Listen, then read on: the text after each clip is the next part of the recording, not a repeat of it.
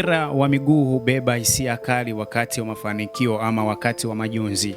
Hisia za furaha huwa kubwa sana, kila mtu furahia pale wanaume 11 wanapotoa jasho na kujituma kwa ajili ya taifa lao. Timu ya taifa ya Kongo imetupa darasa kuwa mpira na siasa ni vitu viwili tofauti.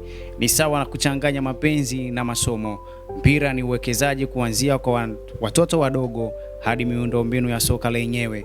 Kufuzu katika fainali za kombe la dunia si muujiza, bali ni uwajibikaji kuanzia katika uongozi hadi wachezaji wenyewe.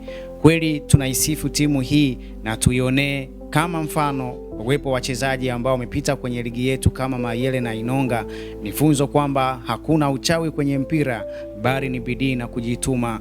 Hongera sana Mayele na Inonga, timu ya taifa imefanya vyema.